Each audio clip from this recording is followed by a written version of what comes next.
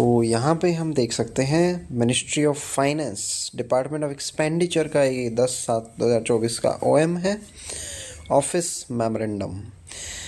So amendment in general financial rule, ये amendments हम देखते हैं। सो पहले तो कुछ अमेंडमेंट्स हुई है वर्क्स को लेकर। हमने दो चीज़ें देखी थी, एक तो होता है वर्क, एक होता है गुड्स और सर्विसेज। ये हम प्रोक्योर करते हैं बेसिकली। वर्क यानी कोई भी काम, मेनली ये कंस्ट्रक्शन का होता है, कोई बिल्डिंग बनानी है, कोई रिपेयर करना है ना। सो ये हो गया कंस्ट्रक्शन वाला। गुड्स यानी कोई भी सामान, जिसमें स्टेशनरी गुड्स भी हो सकते हैं या कोई भी छोटा मोटा जो भी सामान हम खरीदते हैं, वो हो गया गुड्स। और गुड्स आपको पता है यूजुअली कहाँ से प्रोक्योर करने होते हैं, जेम से, गवर्नमेंट ई मार्केट प्लेस, है ना। ये गवर्नमेंट का प्लेटफॉर्म है, यहाँ से हम गुड्स प्रोक्योर करते हैं। और जो चीज़ जेम पे अवेलेबल नहीं है इस पोर्टल पे, भारत सरकार का पोर्टल है ये, तो हम फिर बाहर से टेंडरिंग करते हैं, टेंडर डालते हैं ऑनलाइन या एडवर्टीजमेंट डालते हैं, राइट। सो ये हुई गुड्स की बात। और वर्क्स आप समझ ही गए हैं, यानी कोई बिल्डिंग वगैरह यूजुअली, या कोई भी माइनर रिपेयर वर्क वगैरह कराना होता है। सो ये दो चीज़ें हमें देखनी है, फाइन। पहले बात कर लेते हैं वर्क्स की। सो ये यहाँ दिया हुआ है, पहले कोई भी रिपेयर वर्क होता था ना, अगर रिपेयर यानी कोई भी बिल्डिंग है, जैसे कि उसका कुछ, जैसे लेट्स से कलर उतर गया है या सीमेंट उतर गई है, तो उसमें रिपेयरिंग करानी है, कुछ टूट गया है कुछ बिल्डिंग का, ठीक है। तो वो पहले लिमिट होती थी 30 लैक्स। इसकी मैंने ट्रिक से याद कराया था आपको, वर्क यानी डब्ल्यू, डब्ल्यू लुक्स लाइक 3, सो 30 लैक्स का करवाया था। तो अब आपको ये ट्रिक बदलनी पड़ेगी, अब ये लिमिट हो गई है 60 लैक्स।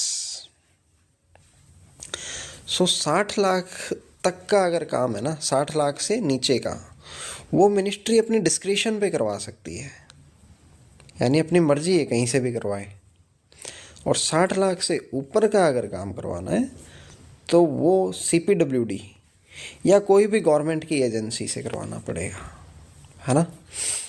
तो अब आपको नई ट्रिक बताता हूँ याद करने की। 60 यानी कि 60 साउंड्स लाइक सीमेंट ना, सीमेंट से तो हम वो करवाते हैं, सै और टै सीमेंट में भी आता है। याद करने का तरीका है 60 लाख, है ना। वर्क की जहाँ भी बात आ जाए, 60 लाख से नीचे मिनिस्ट्री अपनी मर्जी से करवाएगी, 60 लाख से ऊपर CPWD से करवाएगी, फाइन। सो ये यहाँ पे दिया हुआ है, अबो 60 लाख में किसी भी ये जो हमारा पब्लिक वर्क्स ऑर्गेनाइजेशन है, जैसे कि CPWD, state public work department, या कोई भी जैसे मिलिट्री इंजीनियरिंग सर्विस है, बॉर्डर रोड्स ऑर्गेनाइजेशन है ना, मिनिस्ट्री ऑफ रेलवेज है, डिफेंस है, मतलब वो भी गवर्नमेंट एजेंसीज कोई भी, है ना। इतना डीप में हमें नहीं जाना है, हमें सिर्फ लिमिट याद रखनी है। ये जो 60 लाख की लिमिट है, 60 कैसे याद रखना है, सीमेंट से। वर्क जो होता है ना, वर्क रिपेयर वर्क, सो ये हम करवाएंगे 60 यानी सीमेंट, इससे याद रख सकते हैं।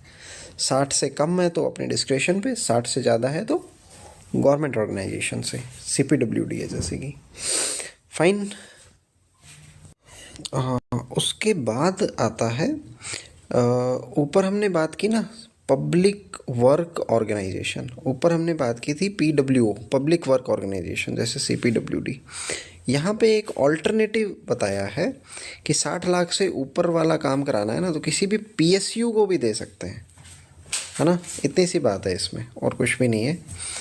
या कोई और सेंट्रल गवर्नमेंट ऑर्गेनाइजेशन जो महुआ यानी ministry of housing and urban affairs ने नोटिफाई की है। तो ये बहुत ज़्यादा कॉम्प्लेक्स नहीं है इसमें, बस ये 60 लाख वाला मामला याद रखना है हमें। ओके, फिर एक और इम्पॉर्टेंट चीज़ आती है, प्रोसीजर क्या होगा फॉर एग्जीक्यूशन ऑफ वर्क्स, ठीक है। इसमें ये है कि अगर काम 10 लाख से कम का है तो हम बुलाएंगे लिमिटेड टेंडर, और 10 से 60 का है तो बुलाएंगे ओपन टेंडर, ठीक है। कुछ इस तरह से है। ये है 0, ये 10 लाख, ये 60 लाख और ये 60 लाख से ऊपर। 10 लाख से कम का है तो हम बुलाएंगे लिमिटेड टेंडर। 10 से 60 का है तो हम बुलाएंगे ओपन टेंडर। और 60 लाख से ऊपर है तो फिर फिक्स है, CPWD या सेंट्रल कोई भी पब्लिक वर्क्स ऑर्गेनाइजेशन हो उससे करवाना ही करवाना है। यहाँ तो क्लियर है 60 लाख से ऊपर में। तो 60 लाख से नीचे में 10 से 60 के बीच में तो ओपन टेंडर। ओपन टेंडर का मतलब है कि प्रॉपर एडवर्टीजमेंट निकाला जाएगा वेबसाइट पे भी और न्यूज़पेपर में भी। लिमिटेड टेंडर में मतलब है कि जो भी 3-4 बंदे होंगे ना, 3-4 फॉर्म्स जो होंगी, उन्हीं से ही कांटेक्ट करके उन्हीं को टेंडर, उनमें से ही किसी एक को टेंडर दे दिया जाएगा। ओपन आप समझ गए, जिसमें पूरा न्यूज़पेपर वगैरह में छपेगा हर जगह, वो ओपन टेंडर होगा। उसमें बहुत सारे लोग पार्टिसिपेट करेंगे और जो L1 होगा, लोएस्ट बिडर, हाँ क्वालिफ़िकेशंस भी मीट करनी है उसको, वो अलग बात है क्वालिटी, बट यूजुअली लोएस्ट को दिया जाता है ना। सो ये लिमिट जो है ना 10 से 60, यहाँ पे ओपन है, ओपन टेंडर, और 10 से कम है अगर तो लिमिटेड टेंडर है। यहीं पे एक चीज़ और ध्यान रख सकते हो आप, इसको याद करने का एक और तरीका है।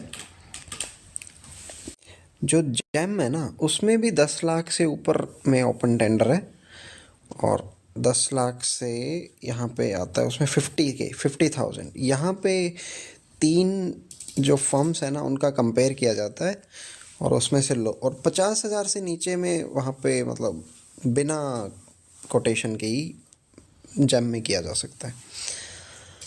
तो वर्क और जेम दोनों में सेम ही है। जेम पे भी 10 लाख से ऊपर में ओपन टेंडर करना पड़ता है, यहाँ भी ओपन टेंडर है। फाइन, याद करना इजी हो गया। और 10 को ऐसे याद रख सकते हो, open tender, this looks like 10 only ना, अगर इसको उल्टा कर दो आप, ये 0 है ये 1 है, ऐसे याद रख सकते हो आप। ओपन टेंडर यानी 10 lakhs। फाइन। सो यहाँ पे हमारा वर्क वाला पोर्शन ख़त्म होता है। वर्क में एक बार फिर से देख सकते हो आप, ये 0, 10, 60, 60 से ऊपर, ये था हमारा। 60 से ऊपर तो पब्लिक वर्क ऑर्गेनाइजेशन को ही देना है। 10 से 60 में हमारे पास होगा ओपन टेंडर, 0 से 10 में लिमिटेड टेंडर।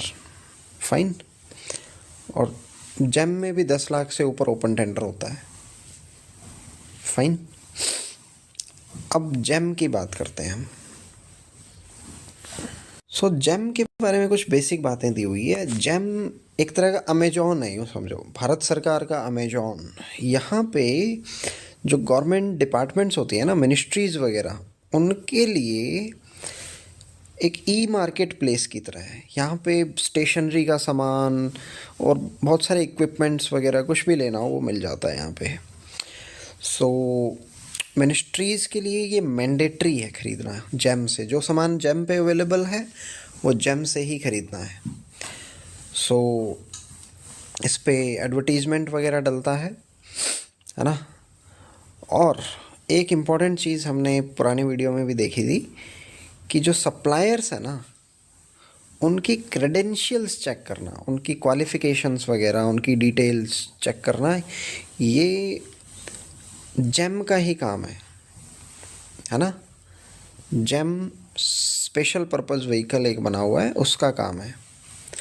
तो फिर जो एडमिन क्या करेगा, फिर जो डिपार्टमेंट है जो प्रोक्योर कर रहा है वो चेक करेगा कि रेट्स रीज़नेबल हैं या नहीं, ये देखना है।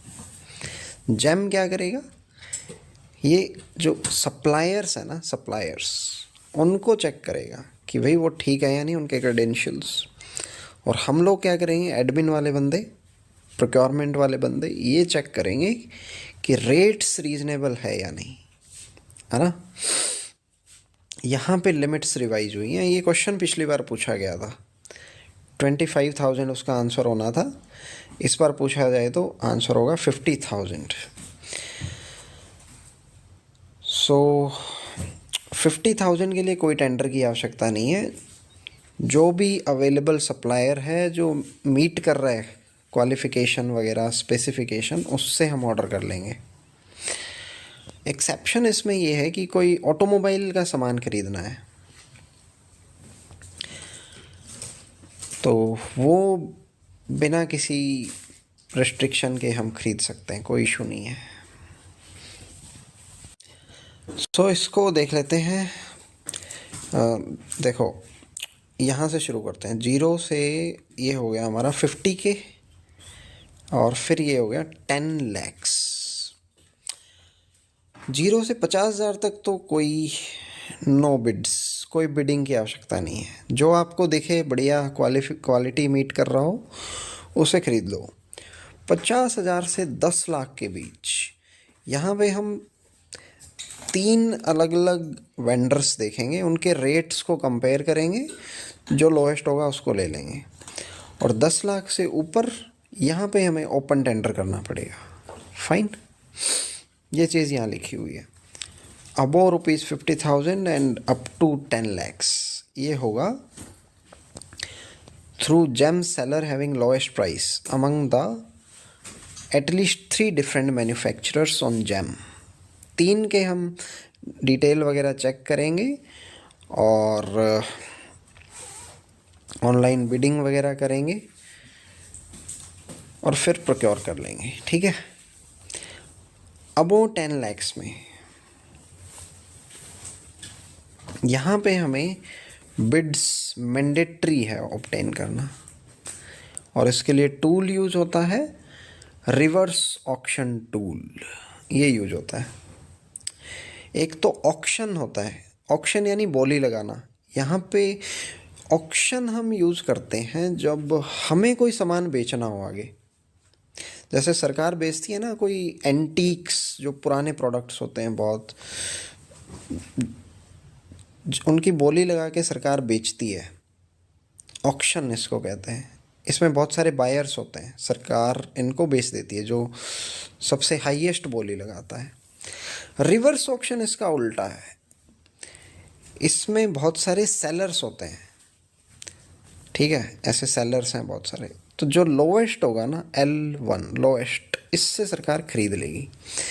यहाँ हाईएस्ट को बेच रही थी, ये ऑक्शन हो गया। रिवर्स ऑक्शन में लोएस्ट को बेच देगी, सॉरी लोएस्ट से खरीद लेगी। तो ये हो गया रिवर्स ऑक्शन टूल, ये जेम पोर्टल पे ही अवेलेबल होता है। ठीक है। सो ये लिमिट याद रहेंगी, 0 से 50,000 और फिर 10 lakhs। 10 lakhs से ऊपर ओपन बिडिंग है रिवर्स ऑक्शन टूल के थ्रू। ये वर्क्स में भी सेम ही थी 10 lakhs, बस ये 50,000 यहाँ पे नया है। 50,000 से 10 लाख के बीच में हम 3 मैन्युफैक्चरर्स को कंपेयर करेंगे। ठीक है। और 50,000 से नीचे हमें नो बिडिंग, कोई बिडिंग की आवश्यकता नहीं है। ठीक है, ये हमारा जेम से हो गया है।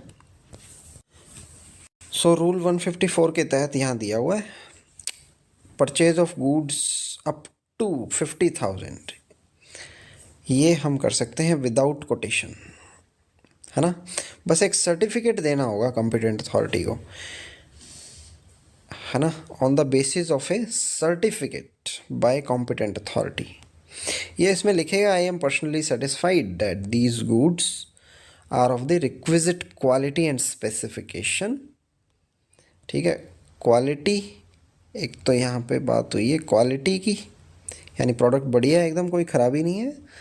और स्पेसिफिकेशन यानी जो रिक्वायर्ड क्राइटेरिया है उसको भी मीट कर रहा है ना।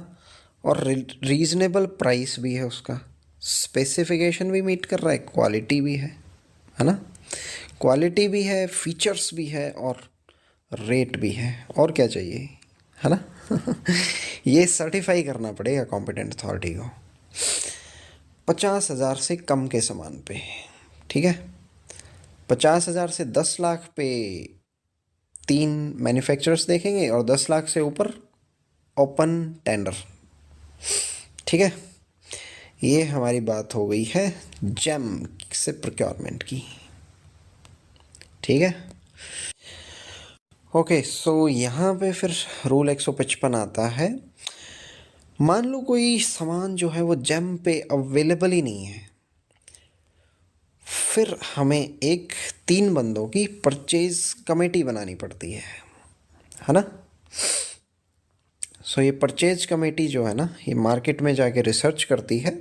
इसको लोकल परचेज कमेटी कहते हैं। ये हेड ऑफ डिपार्टमेंट कॉन्स्टिट्यूट करता है। ये चेक करती है रेट, क्वालिटी, स्पेसिफिकेशन, ठीक है, और फिर फाइनली रेकमेंड करती है। ओके, सो ये भी 50,000 से 5 लाख ये लिमिट है। पहले ये 2.5 लाख होता था। सो 50K से नीचे तो कोई दिक्कत ही नहीं है। यहाँ तो हम बिडिंग करने की नीड ही नहीं है। ये तो अपने लेवल पे अथॉरिटी डिसाइड कर सकती है। 50,000 से यहाँ पे लिमिट 5 लाख की है। इसके बीच में लोकल परचेज कमेटी, LPC, ठीक है। इसको याद करने का तरीका ये है, सॉरी मिट गया ना, 50,000 से लेकर के 5 लैक्स, है ना।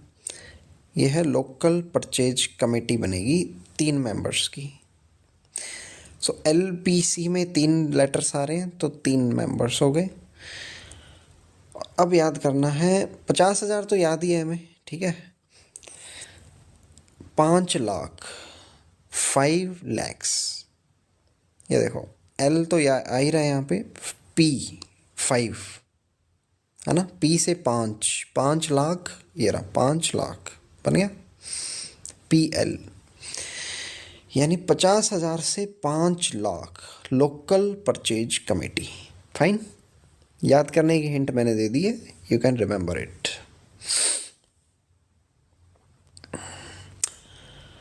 अब आता है कुछ विशेष टाइप के सामान होते हैं जो जेम वगैरह पे कहीं भी नहीं मिलते हैं।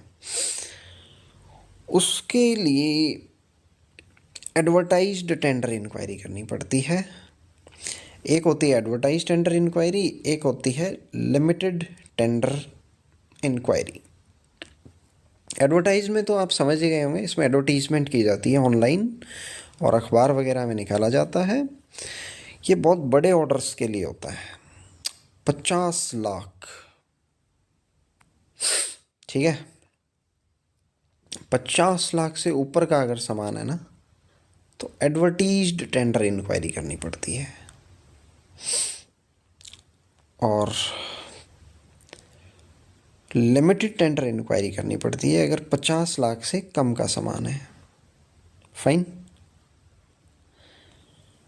और लिमिटेड टेंडर इंक्वायरी में जो डिपार्टमेंट होता है ना, उसके पास एक सप्लायर्स की लिस्ट होती है। उन्हीं में से ही वो बुला लेते हैं उनको कि भाई हमें सामान चाहिए, 50 लाख से कम का है तो आ जाओ आप। लेकिन 3 बंदे तो कम से कम होने चाहिए, मोर देन 3। 3 भी नहीं, 3 से ज़्यादा सप्लायर्स जो है ना, वो कम से कम 3 से ज़्यादा होने चाहिए, मोर देन 3। यानी 4 सप्लायर तो आप बुलाओ कम से कम। सो ये 50 लैक्स की लिमिट याद रखनी है। 50 लाख से ज़्यादा है कोई सामान तो उसके लिए हम करेंगे एडवर्टाइज्ड टेंडर। 50 लाख से कम है तो करेंगे लिमिटेड टेंडर। और आप मुझे बताओ, लोकल परचेज कमेटी हम कब बनाते हैं? लोकल परचेज LP, यानी 5 लाख, 5 लाख से कम हो और 50,000 तो हमें याद ही है, ठीक है। यहाँ लोकल परचेज कमेटी बनती है कितने मेंबर्स की? 3 मेंबर्स की। फाइन। और जेम की क्या लिमिट थी? जेम में हमारे पास 50,000 तो है ही, उससे ऊपर 10 लाख। 10 लाख से ऊपर हम करेंगे ओपन टेंडर। 50,000 से 10 लाख हम 3 मैन्युफैक्चरर्स का सामान देखेंगे ऑनलाइन पोर्टल पे जाके। 50,000 कम में हमें कोई बिडिंग की नीड नहीं है, नो बिड्स। ये हो गया जेम की बात। वर्क में हमने लिमिट, वर्क किससे बनता है? सीमेंट से। सीमेंट से हमने देखा था 60 लाख, 60 लाख से ऊपर, 60 लाख से नीचे। 60 लाख से ऊपर का है फिर तो हम कराएंगे किसी भी सेंट्रल पब्लिक या स्टेट पब्लिक वर्क्स ऑर्गेनाइजेशन से। और 60 लाख से नीचे का अगर है तो मिनिस्ट्री का अपना डिस्क्रिशन है। सो ये हमने देखा था यहाँ पे 60 लाख से ऊपर तो पब्लिक वर्क ऑर्गेनाइजेशन को देना है, सरकारी संस्था को। और 60 लाख से नीचे है तो मिनिस्ट्री अपने डिस्क्रेशन पे करेगी काम। इसमें भी एक लिमिट और थी, 60 लाख से नीचे 10 लाख, 10 लाख से नीचे अगर है तो लिमिटेड टेंडर, 10 से 60 है तो ओपन टेंडर। ठीक है, ये याद रख लेंगे आप। ये हो गया वर्क्स की बात। वर्क में इतना ही है। सो हमारा वर्क भी हो गया है, जेम भी हो गया है। लोकल परचेज कमेटी जब जेम पे नहीं अवेलेबल है तो वो भी हो गया है, लोकल परचेज कमेटी। और कुछ भारी भरकम सामान होते हैं विशेष टाइप के, 50 लाख उसमें हमने देखा है एडवर्टीज टेंडर इंक्वायरी करनी पड़ती है उसमें। ठीक है, लिमिटेड टेंडर इंक्वायरी करनी पड़ती है, 50 लाख से कम है तो फाइन। और इसमें कम से कम 4 सप्लायर्स तो होनी चाहिए, लिमिटेड में भी। फाइन। ओके, सो हमने देखा था लिमिटेड टेंडर इंक्वायरी करनी पड़ती है अगर, हाँ, 50 लाख से कम है। 50 लाख से ज़्यादा में करना पड़ता है एडवर्टीजमेंट। बट कुछ एक्सेप्शन है जहाँ पे हम लिमिटेड टेंडर इंक्वायरी से भी काम चला सकते हैं। जहाँ सामान 50 लाख से ज़्यादा का लेना है वहाँ कुछ केसेस में हम लिमिटेड टेंडर भी कर सकते हैं, एडवर्टीजमेंट करने की नीड नहीं है। वो केसेस कौन से हैं हम देखते हैं।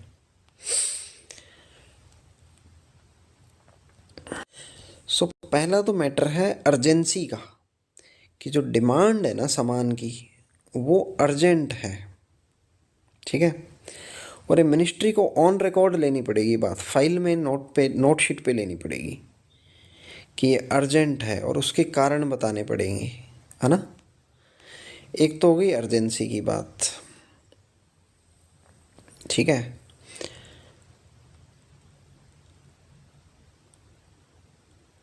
और फिर जो कॉम्पिटेंट अथॉरिटी है ना वो राइटिंग में रिकॉर्ड करेगी एक दूसरे केस में कि ये पब्लिक इंटरेस्ट में नहीं है एडवर्टीज करना, पब्लिक इंटरेस्ट में नहीं है एडवर्टीज करना, तो हम एडवर्टीज नहीं करेंगे। ठीक है,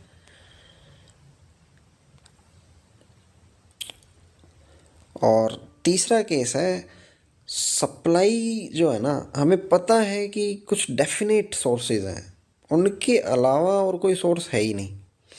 ये यूजुअली कुछ डिफेंस के आइटम्स होते हैं कि हमें पता है कि यही कंपनी हमें ये आइटम प्रोवाइड करा पाएगी, तो पहले से फिक्स ही है तो फिर उसमें क्या एडवर्टाइज़ करना, ऑलरेडी पता है ना हमें।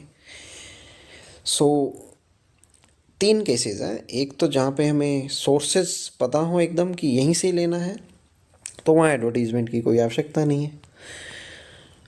और फिर रीजंस हैं, सफिशिएंट रीजंस, पब्लिक इंटरेस्ट का मामला है। एक में अर्जेंसी का मामला है कि अर्जेंट है जल्दी दो।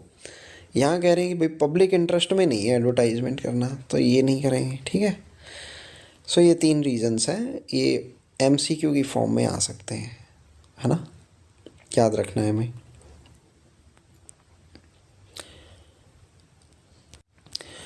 फिर एक कॉन्सेप्चुअल बात आती है रूल 173 में कि मान लो हम 50 लाख से ऊपर का सामान खरीद रहे हैं।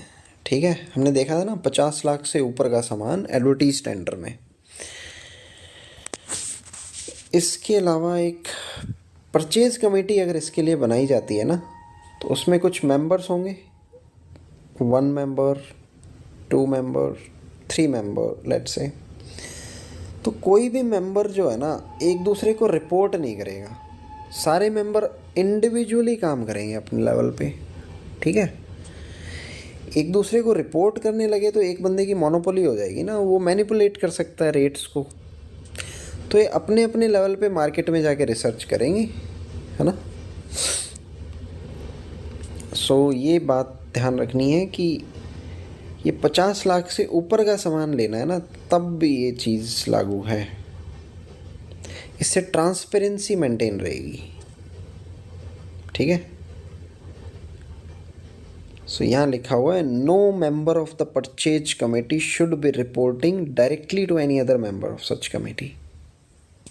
Alright, okay. सो हमारा प्रोक्योरमेंट गुड्स का पूरा हो चुका है। अब हम बात करेंगे सर्विसेज की। गवर्नमेंट ऑफिस में सर्विसेज भी तो चाहिए ना, जैसे कंसल्टेंट्स चाहिए होते हैं, जैसे सिक्योरिटी सर्विसेज चाहिए होती है ना। सिक्योरिटी नॉन कंसल्टेंट में आती है, ठीक है। तो ये हम देख लेते हैं। कंसल्टिंग सर्विसेज की बात करते हैं। इसमें लिमिट्स बड़ी आसान है, सारी 50 लाख ही हैं, है ना। याद करना आसान हो जाएगा हमारे लिए। सो अगर 50 लाख तक की सर्विसेज हायर करनी है ना हमें, 50 लाख से कम की, तो हम एक लॉन्ग लिस्ट बनाएंगे, long list of potential consultants. एक लिस्ट होगी, उसमें बंदों के नाम होंगे, ठीक है। ये इनफॉर्मल इंक्वायरी के थ्रू बनती है। जैसे और डिपार्टमेंट से पूछ लिया, भाई आपके यहाँ बताओ कौन सी फर्म्स वगैरह हैं, कौन कौन से बंदे कंसल्टेंसी दे रहे हैं, तो उनसे मांग मांग के हम लिस्ट बना लेते हैं एक लंबी। उन्हीं में से ही हम फिर छांट लेते हैं जो भी सबसे सस्ता होता है, जो सबसे कम में सर्विसेज दे रहा होता है अपनी, है ना। ये तो बात हुई अगर 50 लाख से कम की बात है। 50 लाख से ज़्यादा, अबव 50 लाख, इस केस में हम क्या करेंगे, एक्सप्रेशन ऑफ इंटरेस्ट मांगेंगे फ्रॉम द कंसल्टेंट्स। ये हम जेम और सीपीपी पे पब्लिश भी करेंगे, ठीक है। एडवर्टीज्ड होगा, एडवर्टीज टेंडर इंक्वायरी एक तरह की है ना। सो एक्सप्रेशन ऑफ इंटरेस्ट, यहाँ जब सर्विसेज हायर करते हैं ना, तो एक्सप्रेशन ऑफ इंटरेस्ट मांगा जाता है कि कौन कौन लोग इंटरेस्टेड है हमें कंसल्टेंसी सर्विस देने में। यहाँ हम प्रोक्योर नहीं कर रहे हैं, है ना। गुड्स में जैसे होता है ना, उसमें हम टेंडर डालते हैं, टेंडर नहीं होगा यहाँ पे एक तरह का। यहाँ हम इनवाइट करेंगे, इंटरेस्ट को इनवाइट करेंगे, एक्सप्रेशन ऑफ इंटरेस्ट, क्योंकि हम लोगों को इनवाइट कर रहे हैं ना यहाँ पे। कंसल्टेंट्स इंसान ही तो होता है, तो उसका इंटरेस्ट यहाँ देखा जाता है, ठीक है। ये हो गया एक्सप्रेशन ऑफ इंटरेस्ट। और इसमें हम सारा बता देंगे, स्कोप ऑफ वर्क वगैरह जो भी है ना, एलिजिबिलिटी क्या है, क्वालिफिकेशन क्या होनी चाहिए, है ना, ये सब बता देंगे हम। और जो नॉन कंसल्टिंग सर्विस की अब हम बात कर देते हैं। नॉन कंसल्टिंग में यूजुअली सिक्योरिटी सर्विसेज आती हैं। सिक्योरिटी में कोई कंसल्टेंसी तो नहीं हो रही ना राइट। या कोई और मैन पावर की नीड है, जैसे हाउस कीपिंग सर्विसेज है ना, ये भी तो सर्विसेज ही हैं। यहाँ भी लिमिट 50 लाख की है।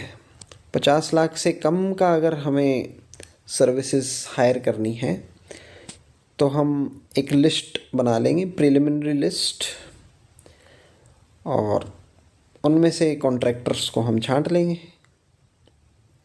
ठीक है। सो इतना ही है, एक तरह की लिमिटेड टेंडर इंक्वायरी हो जाती है।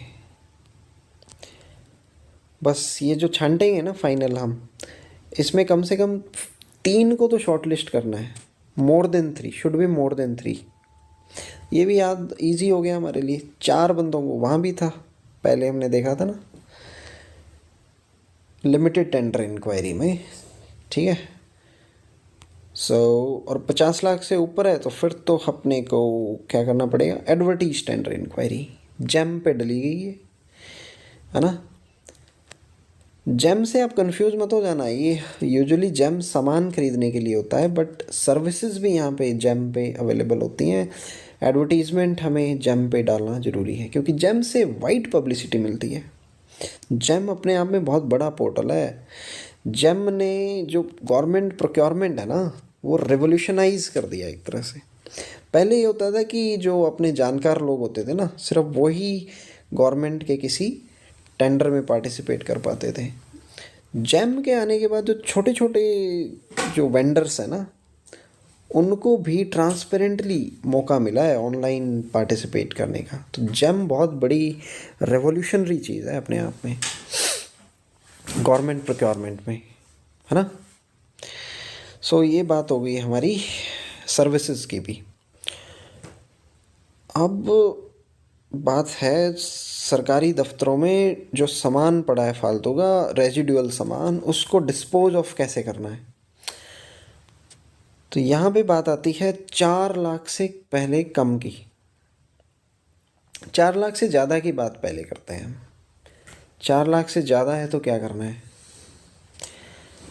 हम एडवर्टीज्ड टेंडर करेंगे, बिड्स मंगवाएंगे हम, है ना, या पब्लिक ऑक्शन कर देंगे।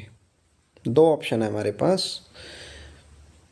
पब्लिक ऑक्शन भी आ जाता है, जैसे मान लो ये मेरे पास रद्दी का सामान पड़ा है यहाँ पे, मैं यहाँ पे लोगों को बुला लूँगा, ठीक है, वेंडर्स को बुला लूँगा जो भी है, उनको बोलूँगा भाई ऑक्शन करते हैं हम इस सामान का, कौन ज़्यादा बोली लगाएगा देखते हैं। रिवर्स ऑक्शन में हम सामान खरीदते हैं, यहाँ हम बेच रहे हैं तो ऑक्शन होगा, है ना। सामान खरीदते हुए रिवर्स ऑक्शन होता है, उसमें हम बोलते हैं कि भाई कम से कम में कौन दे रहा है सामान। हम यहाँ पे बोलेंगे ज़्यादा से ज़्यादा में कौन ले रहा है हमारा सामान। यहाँ पे हम बात कर रहे हैं हाईएस्ट बिडर की, H1। वहाँ रिवर्स ऑक्शन में हम जेम पे बात कर रहे थे L1 की, लोवेस्ट बिडर की, कि कम से कम में हमें कौन दे देगा सामान। H1 में हम देखेंगे हाईएस्ट, ज़्यादा से ज़्यादा में कौन ले लेगा हमारा कबाड़, जो भी ऑब्सोलीट सामान पड़ा है। जिस सामान की रेजिडुअल वैल्यू 4 लाख से ज़्यादा है तो वहाँ पे हम बिड्स मंगवाएंगे थ्रू एडवर्टीज्ड टेंडर, या पब्लिक ऑक्शन कर देंगे। रिवर्स ऑक्शन नहीं करेंगे, ऑक्शन करेंगे। ये हुई हमारी बात। और 4 लाख से कम है तो कॉम्पिटेंट अथॉरिटी इसमें खुद डिटरमाइन करेगी, है ना। ये उसकी डिस्क्रिशन की बात है। All right. ये 4 लाख जो है ना, ये याद रखना है हमें। 4 लाख, इसको आप याद रख सकते हो। 4 साउंड्स लाइक चोर, चोरी का सामान यानी फालतू रद्दी सामान, ठीक है। तरीका है याद रखने का 4, फाइन। आई होप आपको ये 4 लाख जो है रद्दी सामान की लिमिट याद रहेगी। 4 लाख से कम है फिर तो डिस्क्रिशन है कॉम्पिटेंट अथॉरिटी का, और 4 लाख से ज़्यादा है तो हमें या तो ऑक्शन कर दो उस सामान का, बोली लगा दो, या फिर ओपन टेंडर या एडवर्टीज्ड टेंडर, ठीक है। ये हमारे डिप्टी सेक्रेटरी के साइन है प्रोक्योरमेंट पॉलिसी के। सारे सेक्रेटरीज जो मिनिस्ट्रीज़ के होते हैं, और फाइनेंशियल एडवाइज़र्स, FA, ये बहुत बड़ी पोस्ट होती है, ये इनको गया है। सेक्रेटरीज हमने देखे थे, हमने ऑफिस प्रोसीजर की वीडियो में देखा था, सबसे ऊपर होता है सेक्रेटरी, और जो कि मिनिस्टर को असिस्ट करता है। इसके नीचे एडिशनल सेक्रेटरी होता है, और उससे नीचे जॉइंट सेक्रेटरी, और फिर डिप्टी सेक्रेटरी आता है। ये रहा डिप्टी सेक्रेटरी। फिर आता है अंडर सेक्रेटरी, फिर सेक्शन ऑफिसर, फिर LDC UDC। Under secretary head करता है ब्रांच को, डिप्टी सेक्रेटरी करता है किसको? डिवीज़न को। फिर जॉइंट सेक्रेटरी ये करता है विंग को। एडिशनल सेक्रेटरी भी विंग को करता है, मल्टीपल विंग्स को। ये चीज़ें हमें ऑफिस प्रोसीजर में हमने पढ़ी थी। I hope you remember that, right? So ये हमारा जो पूरा ऑफिस मेमोरेंडम था हमने कवर कर लिया है 30 मिनट्स में, बहुत ही डिटेल में। और इससे एक्सपेक्ट आराम से कर सकते हो आप, मिनिमम 4 क्वेश्चन तो आप एक्सपेक्ट कर सकते हैं यहाँ से, राइट? और जीएफआर के कुछ और टॉपिक्स हैं, वो भी हम कवर कर लेंगे जल्दी। सबसे इम्पोर्टेंट तो यही है, वर्क वाला और गुड्स एंड सर्विसेज वाला, ठीक है? ये 2 चैप्टर है, चैप्टर 5 और 6। बाकी के चैप्टर्स हम कवर कर लेंगे, है ना, आने वाले टाइम में। बहुत इंपॉर्टेंट नहीं है वो, क्वेश्चन इन्हीं से ही आएंगे अगर आएंगे तो। बाकी भी मैं कवर करा दूंगा, डोंट वरी अबाउट दैट। सो इसी के साथ हमारा जीएफआर की जो रिवाइज्ड लिमिट्स थी वो हमने कवर कर ली हैं। So let's wrap up this session. बाकी की वीडियोस आप प्लेलिस्ट में देख सकते हैं, ठीक है? और आने वाले टाइम में आपको पता ही है FRSR आने वाला है और कंप्यूटर की वीडियो हमारी आने वाली है। फिर हम देखते हैं लास्ट में करंट अफेयर्स वगैरह भी डिस्कस कर सकते हैं अगर आप कहेंगे। इसके अलावा और किस पे आप वीडियो चाहते हैं आप कमेंट्स कर सकते हैं। FRSR, कंप्यूटर, करंट अफेयर्स, है ना, ट्रैवलिंग अलाउंस, ये कुछ छोटे मोटे टॉपिक्स हैं, आप बता सकते हैं। और किसी भी चीज़ पे आपको वीडियो चाहिए हम बनाएंगे, डिस्कस करेंगे। और उसके बाद तो आपको पता ही है 1 वीक के बाद हमारा सारा ख़त्म हो जाएगा, अगले 1 वीक में। उसके बाद हम फिर MCQ प्रैक्टिस करेंगे। सो ये हमारा आने वाले टाइम का लेखा जोखा है और मैं पूरी शिद्दत से लगा हुआ हूँ कि आपका बेस्ट से बेस्ट एग्ज़ाम जाए और हम जीत के वापस आए, है ना, सिलेक्शन लेके वापस आए। फाइन, तो ये हमारी अप्रोच होनी चाहिए एग्ज़ाम में। इसी के साथ हम इस सेशन को यहीं पे विराम देते हैं। So see you soon in the upcoming videos. Have a good day.